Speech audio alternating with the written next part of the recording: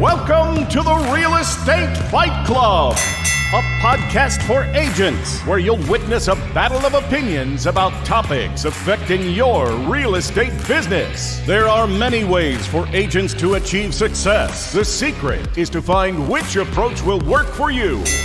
Now, always in your corner, here are your hosts, Jen Mertland and Monica Weekly.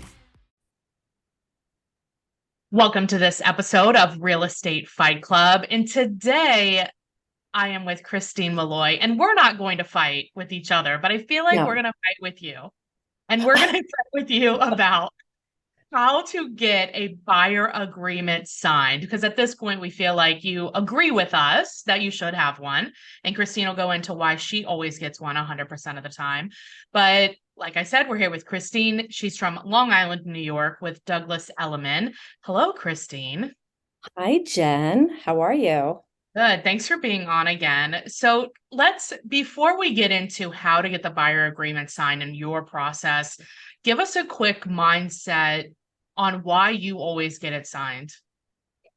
So let me be 100% transparent. I always try to get it signed. And even though that is my mantra, I myself have messed up. I've lost steps in the transaction, especially when I'm on the listing side and they're buying. Sometimes I've gotten really caught up with the listing and kind of forgotten to do the buyer presentation during the listing presentation. So I would say that's one area that I personally could improve on, but I'm hardcore with my buyer presentation when anybody's looking to buy a home. So I know for you, when we've been talking before, you're like, well, yeah, getting it signed is easy. And it is the natural ending to the presentation, right? Right. But for the people that are listening, getting that signed is actually the hardest part. So let's back up and let's go through your process in order to make it easy and to make it natural. Yeah, so I think what a lot of agents, like to walk around saying is that buyers are liars. And I think that's just not true. It's not true at all. I just think that buyers need to be educated, and it starts with us. That's part of our job. Right. So, when you're working with buyers, it's more a skills-based approach. And it's very physical, right? You're driving around, you're doing a lot of that. We're working with sellers is more mental. You're really hand-holding them, not that you're not doing that with buyers, but you are physically involved with the buyer, sometimes for a short amount of time, sometimes for years. And in this market, you might be writing multiple offers and working with buyers far longer than you may realize, which can be frustrating on both ends. So go ahead. I have a question for you. Do you take on every buyer that comes your way? Absolutely not. I have dropped $1 million buyers before I even get out of the gate, because when you're sifting and sorting and working with buyers, it shouldn't be every buyer. I mean, maybe you're a new agent and that's, a necessary means to an end, but you might get to a point where, like I said, you sift and sort, stay in your lane where you can offer the most amount of value. So I think going back to the process is, for an agent, whether you're new or seasoned, it's really knowing what your value is and being able to interpret that, present it. If you don't have a buyer's presentation, then you will not be able to feel comfortable getting an exclusive buyer agency signed. So, in your buyer presentation, what are the elements? What's it composed of? So it's really, really starts with qualifying the buyer for what I know I'm looking for, who I want to work with. Life is short. Which is exactly what you said. I know my value proposition. I know who I can help. Right. So can you give us a specific example of your avatar client and or who you say no to? Yeah, I love any buyer who wants to be helped and can listen. And you can learn that really fast in the meeting. If you're in a tug of war in a buyer presentation where they're questioning every method or process, or, being jaded, or why can't I just look that up on Zillow or Redfin or whatever? If they're already doing that in the buyer presentation, for me, I drop the rope. I'm not going to tug a war. I know this is probably not someone I can help.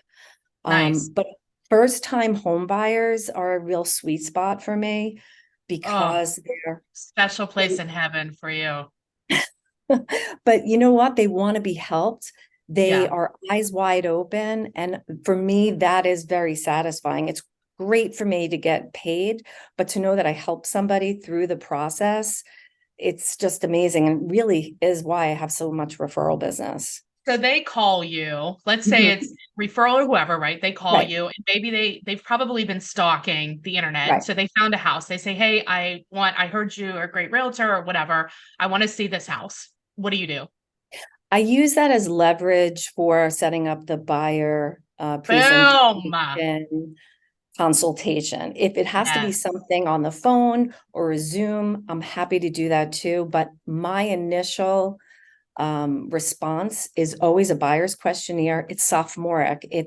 And it's 10 questions, maybe it's less, they don't have to answer it all, but I will tell you that what has worked for me for 10 years, and the first one was really granular, but if they answer that and send it back to me, that is their first commitment to the process. Then I know that they're real. And I have all of them. Every person, I would say maybe 8 out of 10 goes to closing. Are you willing to share that buyer agreement with us? Or what is it called? A buyer questionnaire? It's a buyer questionnaire, sure. Yeah. I mean, literally, like it's really simple, but it's just more to start the emotional attachment. No, I agree with that. And I think too, you're asking them to, like, they're asking for help, right? And it's like, I want to help you, but like, do you really need my help? And this is one way of, like, the speed at which they get that back to you is very telling. Right. Yes. Okay. Yeah, so no, it is. Yeah. If you want this buyer questionnaire, just text buyer questionnaire to 513-400-1691 and we'll send it over to you. Okay. So you set up the appointment. It sounds like you prefer do you prefer in person, or do you prefer Zoom, or prefer phone? I prefer in person, especially if we're going to try to look. A lot of people are not local. So if they're coming in, they're going to want to see some houses. So we may differ on that, because I know you may not want to jump, around without having them committed to you. So that's a personal preference. But for me, I use it sometimes to just see the inventory that I can't see. So it's a win-win for me. But wholeheartedly, I always want them pre-qualified, even if it's just that Rocket Mortgage, nothing against them, letter. But at just least something showing that they started the process, because they don't know the difference. Correct. But it's in there in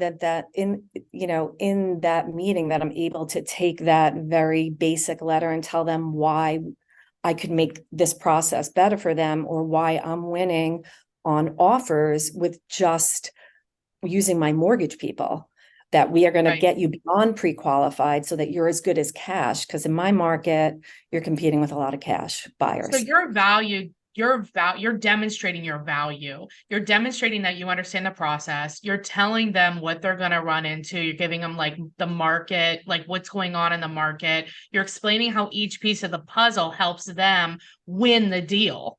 That's 100%. What they ultimately want, right? So what happens with the paperwork? When do you get this done? Yeah, I mean, obviously you're trying to do it right there, but if it's we need a little bit more time, then it's coming back to the table. Maybe on that second appointment. I'd love to get it on the first appointment, but it might even just be having them sign it for the houses we're seeing today. So just even again, it's another piece of paper. Here's the agency stuff. And look, this agreement is just for today, and here's why. Maybe I can slip a for sale by owner in, or a house that is, not on the MLS, just already showing them, but having them sign something, even if it's for that one day that we're going out. I like that distinction, because if people are hesitant to hire, or if you're hesitant to ask them to hire you for, 90, ours goes for 90 days. How long does yours go? it can be whatever we want it to be. Like I just said, it So could like be for whatever, this yeah, one one show. day. It could be for this Yeah. one day. And you know what? In a market where there's low inventory, that's probably good to protect yourself. Oh, for sure. And if you feel like, so if you're getting the one for the one day, you've built the relationship with them, are you then asking them to extend that or sign another one? Say, okay, can we formally work together now? Moving Yeah. forward. And, Okay. and part of that, I mean, again, it's all about where you are in your business. I mean, my mantra is always start out how you want to finish. So I've kind Yeah. of always been picky about who I work with. It's my time. I miss baseball games and dance Right. recitals and bridal showers. So it's got to be worth it. You Right. have to be 100%. committed to me because I'm going to be committed to you. Well, and I Um, think too, it's also about the time. Like, here's like, what is your general availability to look at houses? Doesn't match my general availability to show houses, right? If it's always like, if their work schedule is weird and it's not going to work for you and it's always during recitals, then it's probably right. not going to work. And you can refer them and still make money. 100%. So part of that buyer presentation is while, think they're interviewing me, I'm kind of interviewing them For sure. and we're setting expectations. And you really can learn a lot in that 45 minutes to an hour about this, Yeah. working relationship. And it's really important. That's what the whole buyer presentation is about. And I think for agents who don't have a buyer presentation, that sounds daunting, but with AI, it's really not. You really can answer some 10 basic questions, pop Right. it into AI, pop the answers into another program, and it creates your buyer presentation for you. Yeah. I say rip off and duplicate, Absolutely. like take somebody else's, make it better, make it your own, and now you Right. have one. That's easy. 100%. Well, 100%. people want to talk to you more about your buyer presentation, or they have a referral for you in Long Island. What's the best way to get a hold of you? Yeah, always text or calling 516-474-8909. Any final thoughts? No, I just think that you really have to understand when you're working with buyers, it's a longer process than maybe working with sellers, More but it could be expensive really, process. yeah, it could be, especially if you're not efficient and you're not Yeah, guiding them properly. right. 100%. Yeah. And then if you want the buyer questionnaire, text buyer questionnaire to 513-400-1691. All right. Thank you, Christine. Have All a right, great thanks. day. Nice to speak with you. Bye. Bye now.